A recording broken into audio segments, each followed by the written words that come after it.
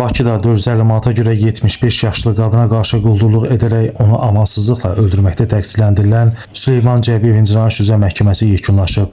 Bakı Arzantər Məhkəməsinin hakimi Elnur Nuriyevin sədri ilə baş tutan prosesdə dövlət ittihamçısı Tural Yaqubov ittiham nitqi ilə çıxış edərək məhkəməyə təqsirləndirilən şəxsin 20 il müddətinə azadlıqdan məhrum edilməsini təklif edib. Vəkil müdafiə çıxışı etdikdən sonra təqsirləndirilən şəxs son söz deyib.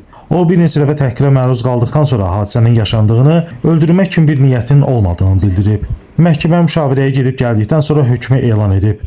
Hökmə əsasən Süleyman Cəbiyev 19 il müddətinə azadlıqdan məhrum edilib.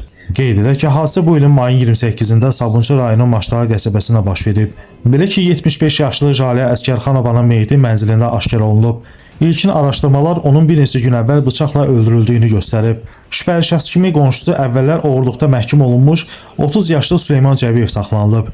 İstintaqa görə Süleyman Cəbiyev hasardan aşaraq qadının evinə girib. Onun boğazından tutaraq pullarının yerini soruşub və daha sonra qadına bir neçə bıçaq zərbəsi endirib. O paltar dolabından 450 manat pul götürərək hadisə yerindən qaçıb. Hadisədən 4 gün sonra mərhumun yaxınları Jalə Əskərxanovanın onların zənglərinə cavab verməməsinə görə onun evinə gələrək meyitini aşkar ediblər.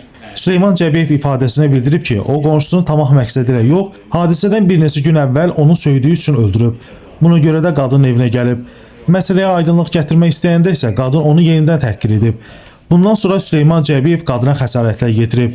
Süleyman Cəbiyevə qarşı Cinayət Məcəlləsinin 120.2.4-cü, yəni xüsusi amansızlıqla və ya ümumi təhlükəli üsulla adam öldürmə, 120.2.9-cu, yəni təqsirkar şəxs üçün aşkar surətdə köməksiz vəziyyətdə olan adamı öldürmə, habelə adam oğurluğu və ya girov götürülməsi ilə bağlı adam öldürmə, 120.2.11-ci, yəni quldurluq, hədə-qorxu ilə tələb etmə, terrorçuluq və ya bantizmlə qəsdən adam öldürmə və 181.3.3-cü, yəni quldurluq, zərərçəkmiş şəxsin sağlamlığına ağır zərər vurmaqla törəldildikdə maddələrlə ittihamlar sürülüb. Orxan Rasifoğlu, Məhkəmə Xəbərləri.